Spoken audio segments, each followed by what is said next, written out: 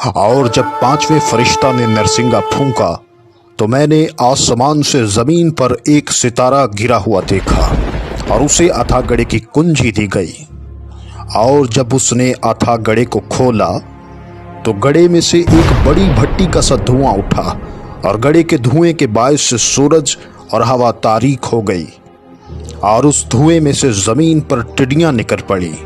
اور انہیں زمین کے بچھوؤں کی سی طاقت دی گئی۔ اور ان سے کہا گیا کہ ان آدمیوں کے سوا جن کے ماتھے پر خدا کی مہر نہیں، زمین کی گھاس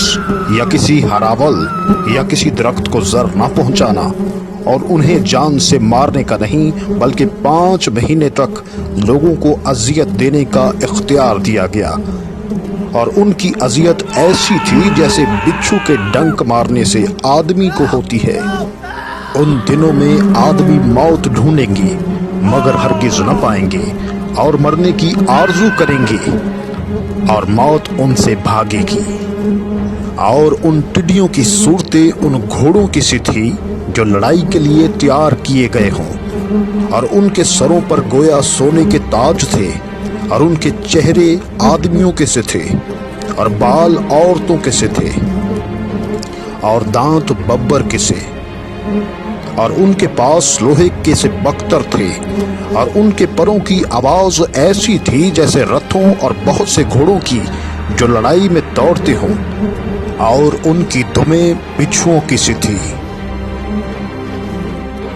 اور ان میں ڈنک بھی تھے، اور ان کی دموں میں 5 مہینے تک آدمیوں کو زر پہنچانے کی طاقت تھی۔ اتھا گڑھے کا فرشتہ ان پر بادشاہ تھا، اس کا نام عبرانی میں عبدون اور یونانی میں اپلیون ہے۔ پہلا افسوس تو ہو چکا، دیکھو اس کے بعد 2 افسوس اور ہونے والے ہیں۔